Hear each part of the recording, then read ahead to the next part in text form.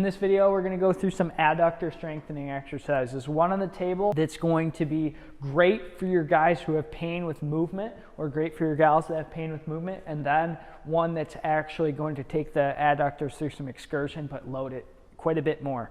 So ball between the knees. Most of you guys out there know your ball squeeze. Squeeze, isometric contraction. Now what you can do is squeeze with an isometric contraction, lift your feet off the ground, hold, and then down. So he can do it and do a little more hip flexion. Progress it again, he can relax and then squeeze. And then he can lift his feet and then extend his knees out. So extend your knees out towards my hands. So now he's going into relative hip extension. He's working on his hip flexors, bringing it back, and then relax, squeezing the ball if the adductors are the concern. Then we can actually incorporate a little internal, external rotation. So squeeze, lift the feet, and then shift the feet one side. All in pain-free ranges. Some of the exercises that we use with our hip impingement patients, someone that has hip instability and weakness too. So the great one to use on the table, incorporating rotation, extension, flexion, and then adduction, contraction. Next one, we're going to go on the floor. So our final exercise here in this video is a side lying active adduction. So we got a box down there. Austin's here on his side. His bottom knee is flexed, so he's got some clearance. His top one's on the box there, and then he's going to actually contract, lift his leg, bottom leg off the ground, so he doesn't use his hip abductors of his bottom leg, or doesn't use his bottom hip, so he lifts his hip up. Now it's all done through the top hip. He pulls with the inside of the thigh and lifts his body up into a side plank. Hold for 1, 2, slowly, eccentrically lower down. Up, and then down. So perfect little exercise. Now depending on what part of the adductors or which adductor muscle I want to hit, I can bias him one way or the other. So I can bias this leg into external rotation and have him try that same thing. Go ahead. Much more difficult, incorporating more stability, come down.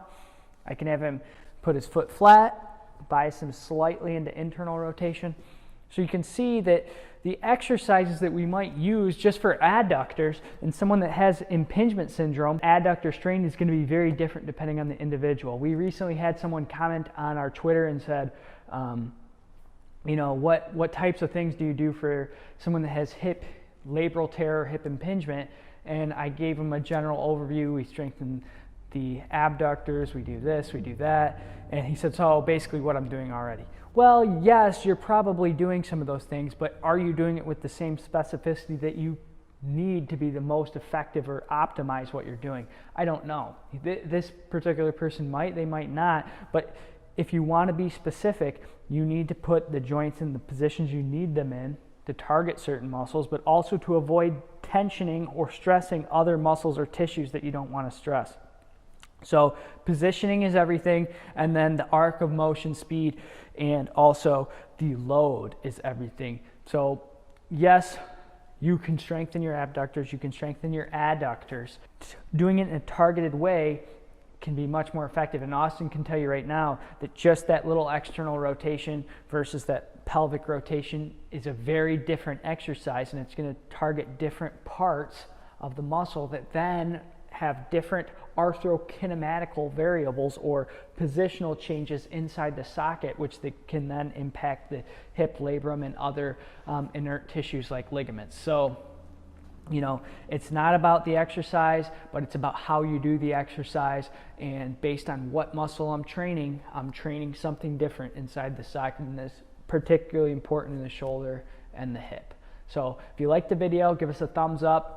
Subscribe to the channel, and if you do subscribe, hit the little bell. That will give you notifications when we post a new video, so you don't miss any of them in the future, because we're trying to post every single week, guys. We already have 150 or 140 something videos out there, And people are asking us questions, and we want to keep producing stuff. If you like videos on hip impingement, we have one that we did before with some exercises and some belted self bulbs, but I'd like to do some more on it because it's something that I've had. I have a cam lesion, which is a bony deformation in my left hip, and I had it in my right hip with a labral tear, which I had surgery for. So this is something that I've been through personally, and we have a lot of athletes. We just had a college guy contact us that we'd worked with before.